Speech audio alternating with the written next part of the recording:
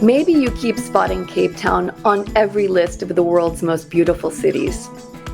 Or maybe you've been inspired by films like Invictus or Mandela: Long Walk to Freedom. Or maybe your bucket list includes jaw-dropping safari encounters with the Big Five, or epic tasting tours through centuries-old winelands. But no matter what has piqued your interest in South Africa, one thing's for sure: the reality of actually being there exceeds any expectations. Here to explain why is an unrivaled expert in the field, Sherwin Banda. He's the Cape Town born and bred president of African Travel Inc., famed for tailor-made luxury safaris. And we're so happy to have him with us today. Sherwin Banda, welcome to Well Traveled with AAA. Thank you. I am so pleased to be with you. I'm excited to talk about all things South Africa with you. Well, wonderful. Let's get started with Mandela Day, a global celebration that takes place on July 18th. So coming right up, Yes. to honor the legacy of Nelson Mandela. Given that timing and given that 2024 marks the 30th anniversary of the end of apartheid in South Africa, could you give our listeners a sense of how these factors affect the kinds of travel experiences on offer there? Yeah, such a great question. And it's really a wonderful way to honor, as you mentioned, the legacy of Nelson Mandela. He was the one who coined the phrase Ubuntu. It was not a new word to the South African community, but the word Ubuntu says, I am because you are. And it's this essence of humanity. And it's a day where everyone in South Africa and across the globe follows this mandate to do good. And it's such an amazing way, oftentimes people say, oh, we're going for the animals. Or we're going to stay in these amazing lodges. The thing that they always remember are the heart-to-heart connections that take place across South Africa. And there are many ways of Ubuntu. For us, we build Ubuntu on three pillars. It is a give back or support of local people, a support of wildlife, and making sure that we, as we journey across the planet, that we keep our footprint small. So there are some amazing experiences. One of my favorite experiences, I was just in South Africa, I think a month ago. And we went to experience Utando. And this is a local community organization that does amazing work across Cape Town. And they have an amazing experience called Ikaya Ikasi. It's called Home in the Hood. And it is a place where they upskill women. So they teach them how to do beading, and they also teach women to garden and live from the produce of that garden. And the women have become so successful that they are now selling their produce to local markets and local hotels, which is so amazing because these women are now self-sustainable. And some of the other experiences that I love and are near dear to my heart are, of course, anything with animals, right? I've been on safari now, gosh, I couldn't tell you the number. Many That's a good problem to have. many times. And every single time I go back on safari, I learn something new about how we can protect and support Africa's wildlife. Another project that is so important when guests go to Shamwari, for example, they can get involved with the Valpro project. And this is vulture conservation. And when I first started doing safari, I was like, oh, vultures, they can't be attractive. It's not the kind of animal that you want to go and hug. But they are so essential to the ecosystem of South Africa that if they weren't around, there would be infectious diseases that could wipe out an entire ecosystem. Wow. And at Shamwari, guests support this project, and it allows Shamwari to spearhead a vulture population restocking and supplementation to address the severe decline of African vulture species. And so these vultures were injured and they brought to Shamwari, and they are allowed to breed so that they can repopulate. Some of these vultures cannot fly because they've been injured, so they are kept there as breeding pairs. But Mhm. other vultures are actually taken to the vet and they heal them and they release them back into the wildlife. So it's absolutely amazing to see this work firsthand and to be involved in that program by visiting and supporting the conservation efforts. AAA is your partner for amazing, unique adventures around the world. Embark on an extraordinary journey with African Travel Inc., where the wilderness of African safaris meets expertly curated experiences. Well, now that we've started delving into the topic of South African wildlife, for those of our listeners who haven't yet been on safari, could you give them a sense of how a full day at a spectacular South African game reserve might unfold? Oh, it is one of my favorite things to talk about. So, when you go on safari, if we arrive there, typically because of flight schedules, you arrive just before lunch. And your first day there, after going and relaxing in your gorgeous accommodations in the heart of the bushveld, fit with all the luxury amenities, you then meet your guide after lunch, typically around 2:30, 3 o'clock, and you go on your first game drive. Your first game drive lasts between anything between 3 and 4 hours. Mm. Now, around every corner, literally, there is a surprise. Uh-huh. And you will see, obviously most people go because they want to see the big five, but the best part about being on a safari is that you get to see all the other wildlife, and you get to see things necessarily that you wouldn't always see when you are in a vehicle. So for 3 hours, you are going through a game drive, and the guides who are experts locals will take our guests, your members, on a deep dive into the African bush. You get to learn about the fauna and flora. You get to learn about the wildlife.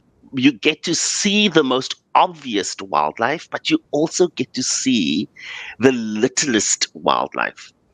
My favorite learning experience on my first safari was learning about the African dung beetle. And it is a little thing. And you can imagine most people go, okay, well, it's a beetle. But this beetle actually has one of the most important functions in the African bush. It moves dung across the floor of the bush. And when it moves the dung across the floor of the bush, it actually allows fertilization to take place. So after the rains, new grass grows. And Wow. this becomes the essential part of safari. So once you're done of your 3 hours on safari, you get back to camp, you have dinner. Before you actually get back to camp, one of my favorite activities happens.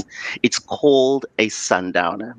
Now, a sundowner is the time in the bush where the skies change from day to night. And because you are in the bush and there's no light pollution, the hues and the colors of the African sky is simply magical. Mhm. And that's the time we stop and we have a drink and it's a time for you to connect with the people that you are with. It's a time for you to take in the sights and sounds of the African bush, and it's a time to enjoy some amazing culinary local delicacies. After that, you go back to camp and you are welcomed by the lodge staff and taken to dinner. And depending on the activity of a dinner, it is always something eventful. Mm-hmm. We can actually sit outside under the African stars in an African boma. Mm-hmm. Now, an African boma is a traditional habitat that most of the indigenous people used to use when they used to bring their cattle back into the dwelling area to keep them safe. Today, on safari, we don't do that, but we bring in all the people that are in camp into a special place where we break bread together and share stories of the day. And typically, there is some kind of cultural engagement, whether it is local song and dance or storytelling under the African stars. And it's a great way to end the day. Now, that's your first day. And then the Mm-hmm. next day in the morning, you arrive for departure at around 5 or 5:30 or 6, and you go on your morning game drive. And that's as the sun rises and the bush becomes alive. We do game drives in the early morning or in the later afternoon when it's not as hot because the animals are the most active. But in between those game drives, you can do a whole bunch of other activities, whether that is a walking safari.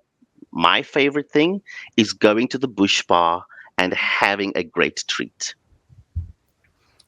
And what are the kinds of activities you might witness the wildlife engaging in when they're most active?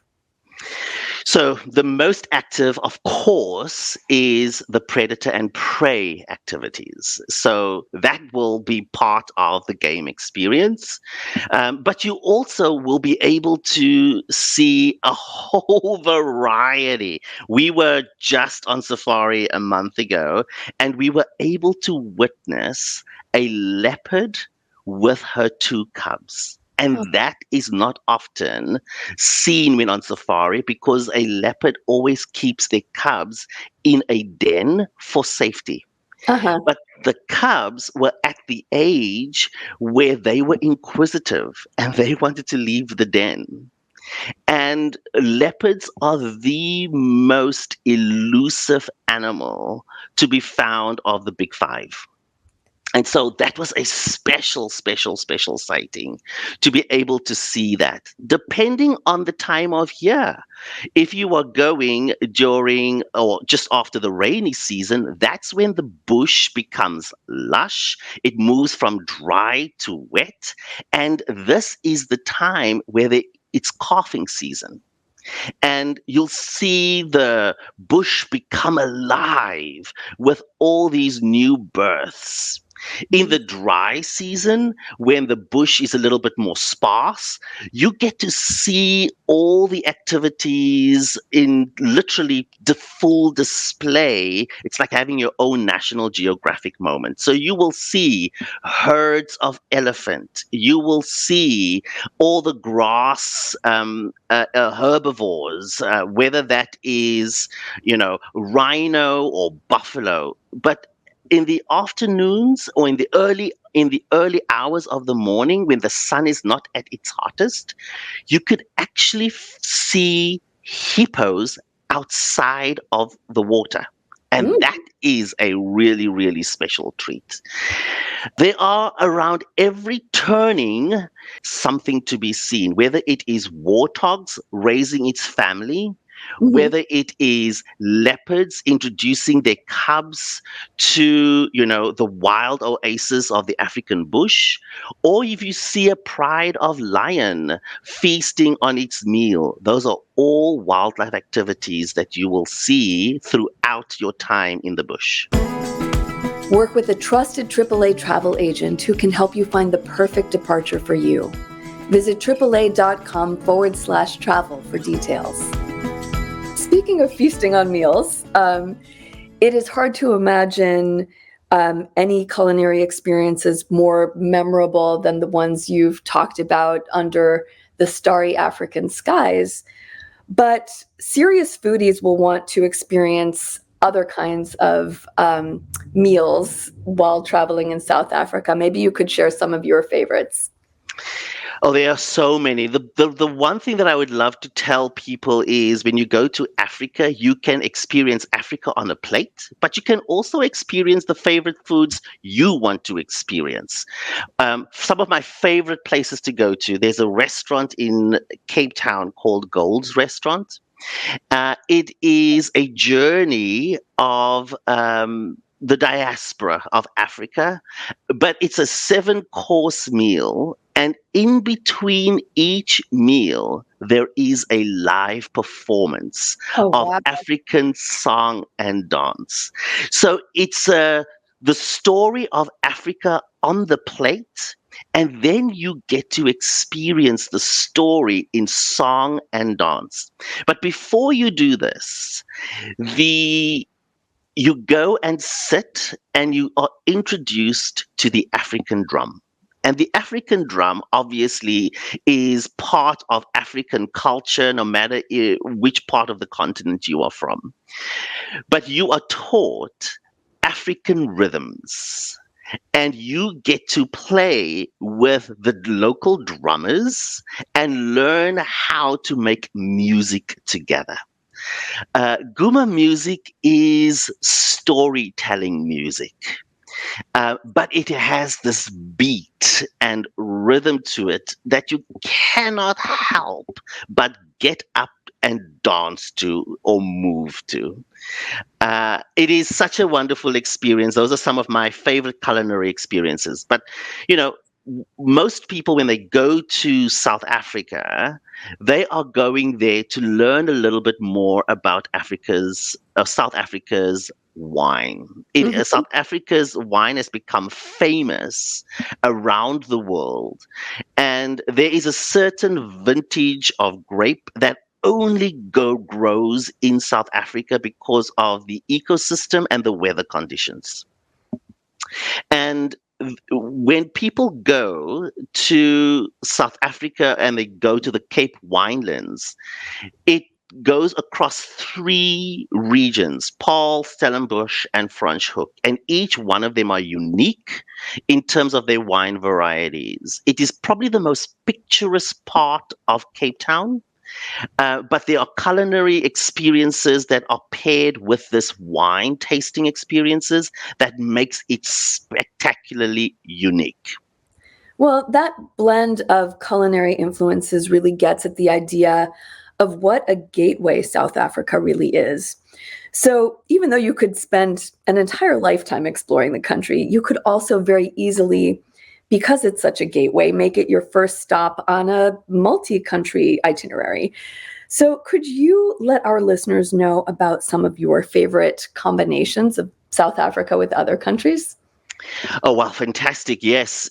South Africa, to your point, is such an amazing first entry into the African continent. And it connects beautifully with the surrounding Africa regions. The most popular being Victoria Falls.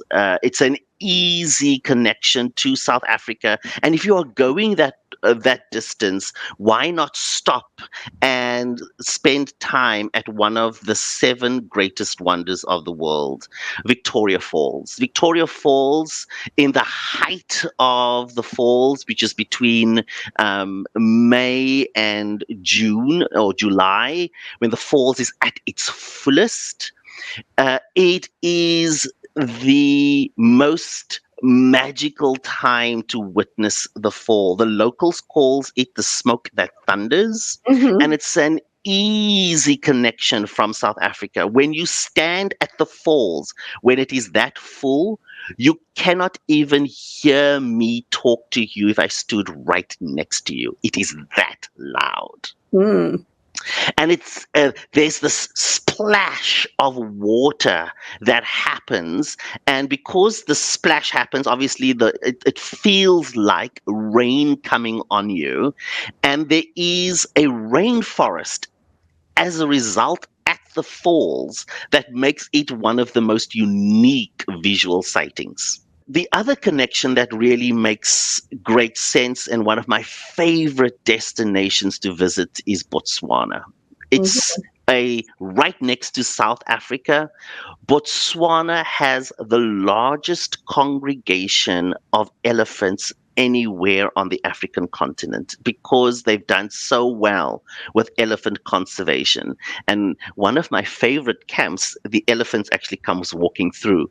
But what's really nice is you can connect from Victoria Falls by driving just under an hour and being in Chobe, the Chobe region, which is the Chobe River, and there you can experience land and water safaris as a connection to South Africa. And with easily regional flights connecting to South Africa, it makes connecting these destinations quite easily. That sounds absolutely dreamy. Are you enjoying Well Traveled with AAA? Be sure to subscribe to this podcast today and share your thoughts on ratings and reviews. And for those who might be visiting South Africa with more limited time, though I know this is an impossible question, what would your top 5 South African experiences be? That is a tough one. It's like asking who's your favorite Of child. course. So obviously, if you're going to Cape Town, you have to experience the iconic Table Mountain.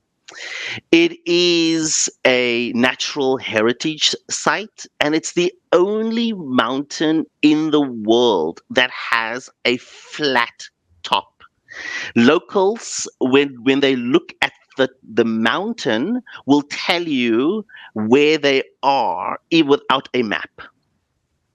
And on a cloudy day, you could actually see the clouds draped over the mountain, and they call it the tablecloth. Mm, But when you go up Table Mountain, you ascend in a vernacular that turns.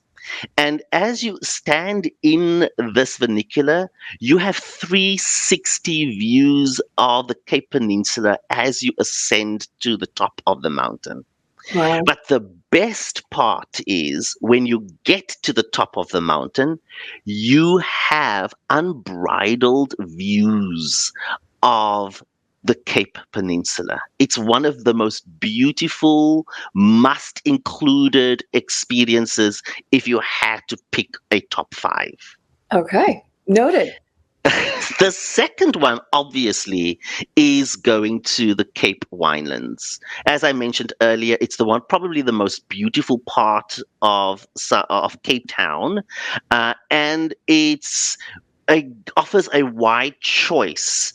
The French Hook area is where the French Huguenots came when they first founded or discovered South Africa.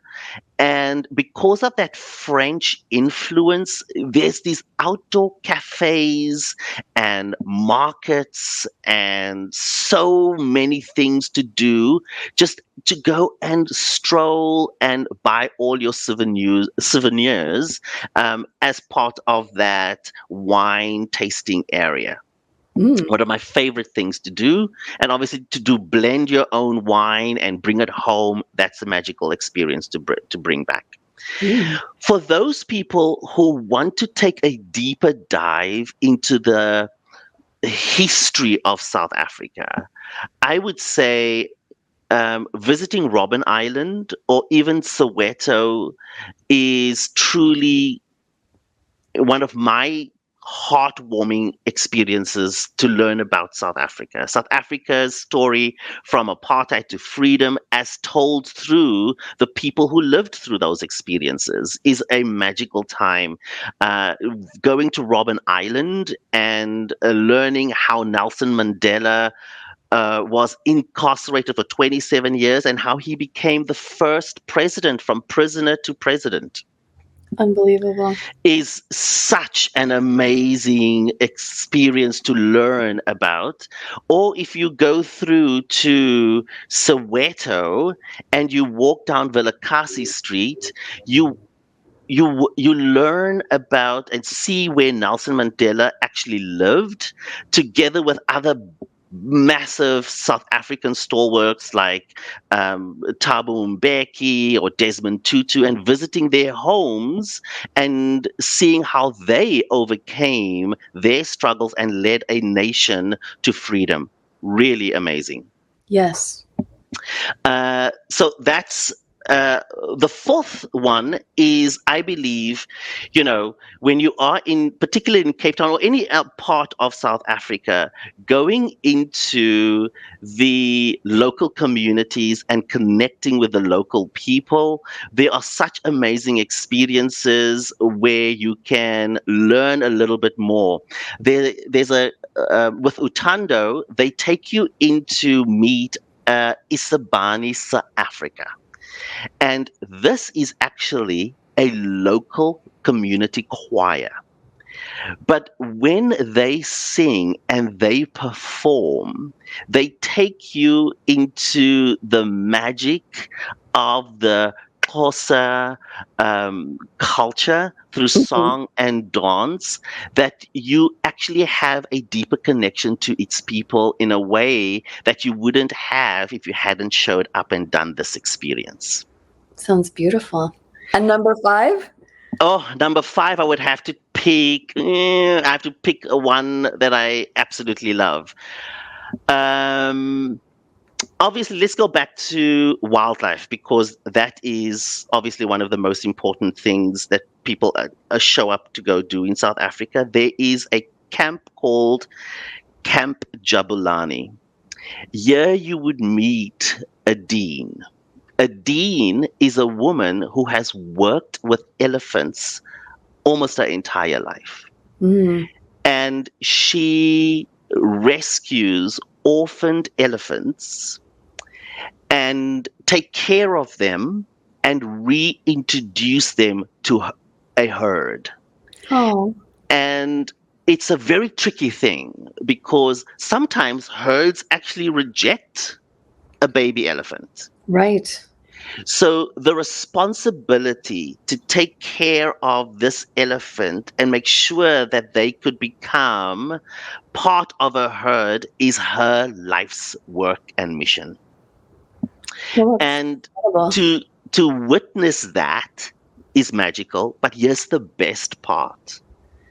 When you go and do a sundowner, the herds of elephants with the little orphans too are taken back to their sleeping quarters, and they come past a area where we do sundowners, and we get to say goodnight to them.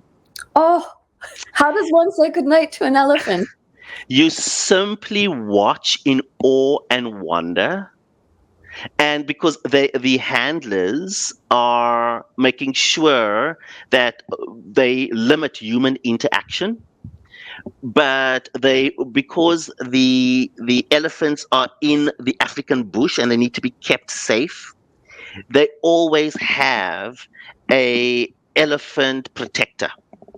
And these are the people that make sure that these elephants are well taken care of. But they simply just walk by, and it's as if these elephants know that we are there to support them, Oh, because they all turn their heads and look at us as if they are to say thank you for showing up. Um, it is such a cool thing. Elephants, I'm sure you heard that phrase, so and so has a memory of an elephant. yeah.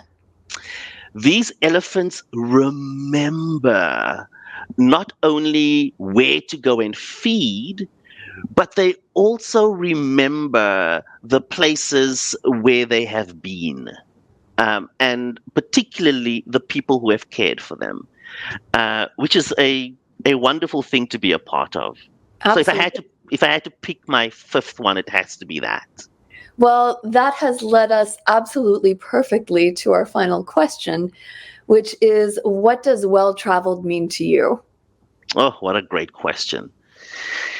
You know, um, I travel to places where I know if I did not go to this place, I wouldn't have learned something new about myself being there and the lens that I view myself through.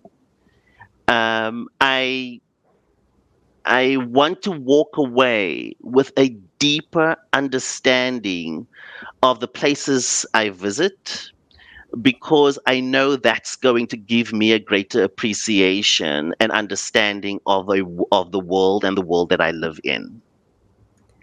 I travel and I choose places where I can share with my friends, family, and loved ones, and have the ability to connect with them in a way that I cannot do if I had not traveled. I travel because I have to, not because I necessarily just want to. I have to travel because travel makes me smarter. If I didn't do that, I don't think I could live authentically in a way that I do because of travel. That is a gorgeous note to end on. Thank you so much again for joining us today. And I'll look forward to saying goodnight to the elephants with you. Oh my God, I can't wait to take you. Come on, let's do it. All right. You can find all of our interviews with other travel experts from around the world on the Well Traveled with AAA feed on iTunes and Spotify. We hope you'll rate us or leave a comment and let us know what you think. I'm Abby Kozolczyk. Thanks for listening.